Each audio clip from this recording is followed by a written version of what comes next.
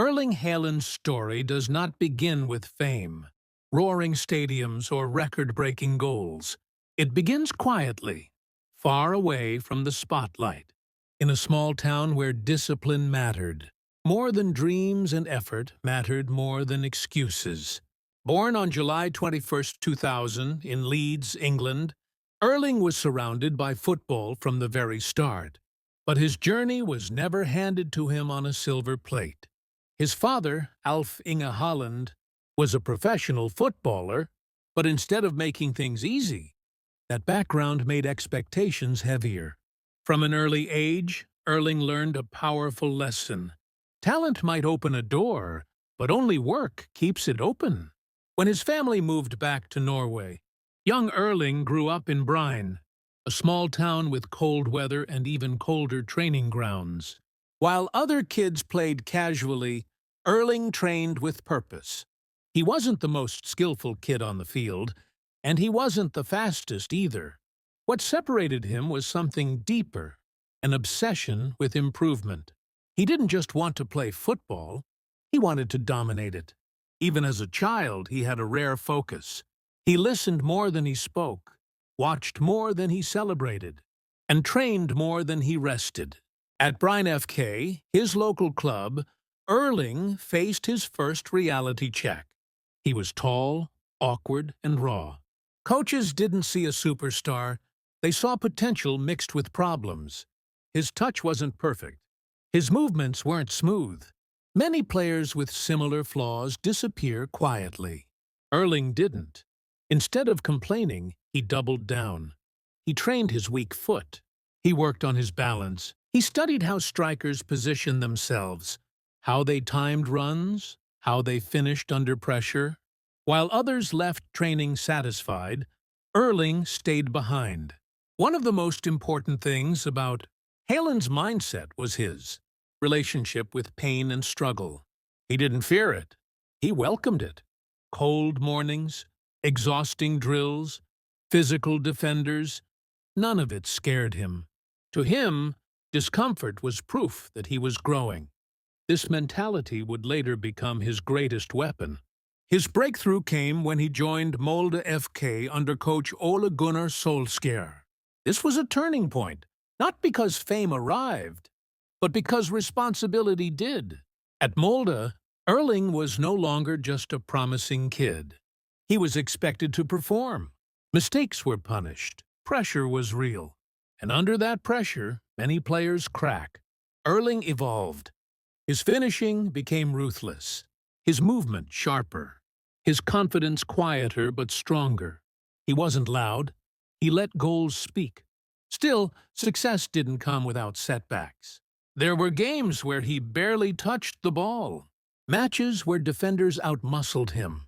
Critics questioned his style, calling him too direct, too basic, too dependent on strength. But Erling never chased praise. He chased progress. After every match, he analyzed himself brutally. What could be better? What was slow? What was predictable? This honesty with himself made him dangerous. The real explosion happened at Red Bull Salzburg. This was where the football world started paying attention. In the Champions League, Erling didn't just score. He announced himself.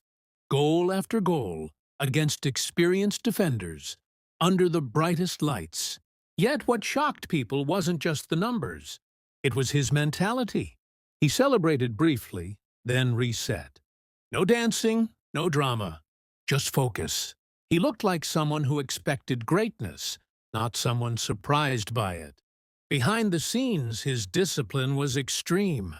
Diet, sleep, recovery, mindset. Everything was controlled. While others chased comfort, Erling chased optimization. He treated his body like a machine built for one purpose: to perform at the highest level. This level of discipline at such a young age is rare, and it showed. When he moved to Borussia Dortmund, pressure multiplied. Bigger league, bigger expectations, bigger spotlight. But Erling didn't shrink. He thrived. Defenders feared him.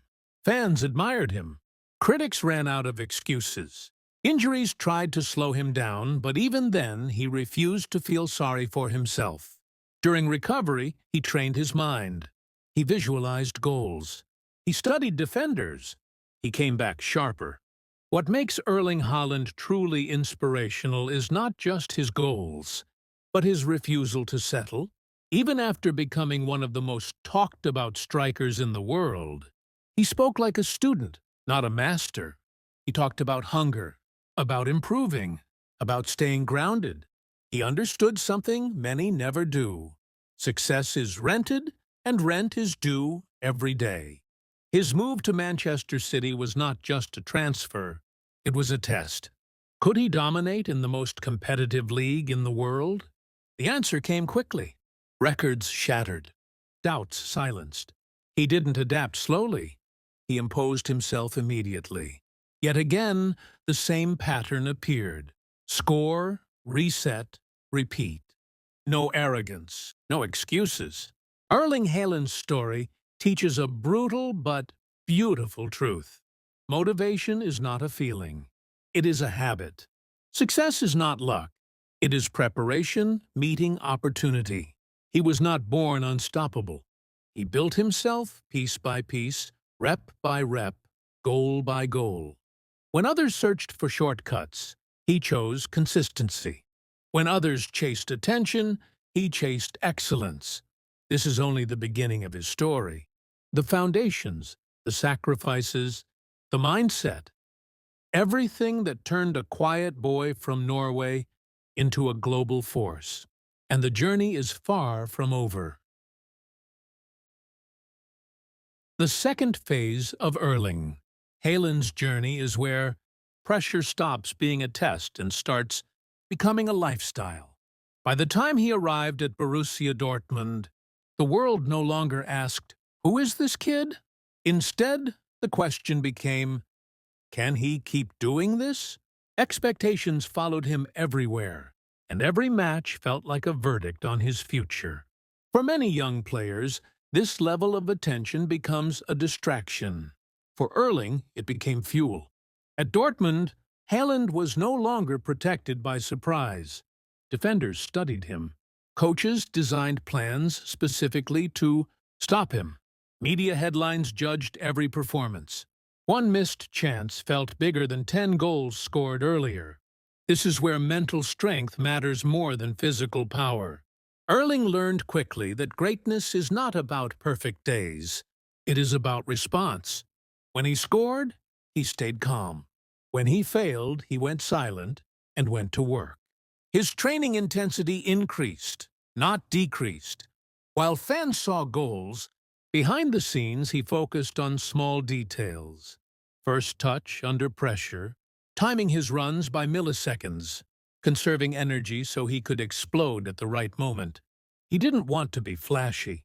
He wanted to be inevitable. That mindset separated him from many talented strikers who burn bright and fade fast. Injuries arrived, as they always do when the body is pushed to its limits. For the first time, Erling had to watch games from the sidelines. This was a mental battle more than a physical one. Many players lose rhythm, confidence, and hunger during injury periods. Erling treated recovery like competition. He followed strict routines, visualized matches, replayed movements in his mind, and returned with even more focus. He didn't rush. He respected the process. Criticism also grew louder. Some analysts claimed he relied too much on strength. Others said his style wouldn't age well. Instead of arguing, Erling absorbed the criticism and quietly refined his game. His link-up play improved. His movement became smarter. He learned when not to run, when to wait, when to create space for others. He was evolving, not just surviving. Then came the biggest step yet. Manchester City, joining one of the best teams in the world, meant stepping into an environment where winning was expected, not celebrated. Pep Guardiola's system demanded intelligence, patience, and adaptability. Many doubted whether Haaland could fit into a possession-heavy style. Erling didn't talk much. He listened, he learned, and then he delivered. From his very first matches, he proved that discipline beats doubt. Goals came in clusters. Records fell one by one. But what stood out was not just how many goals he scored. It was how calm he looked doing it. No panic, no rush, just precision. He understood his role perfectly and executed it ruthlessly. With success came global fame. Millions watched his every move. Young players copied his celebrations. Brands chased him. Noise surrounded him constantly. Yet Erling remained controlled. He protected his routine fiercely. Sleep, recovery, training. Nothing was compromised. He understood that distractions don't steal talent. They steal focus. One of the most powerful lessons from this phase of his journey is consistency under pressure. Erling didn't allow big nights to change his habits. He didn't allow bad games to define him. Every match reset his mindset. Win or lose, score or miss, the next day was about preparation. This is what elite mentality looks like. Not emotional highs and lows, but steady discipline.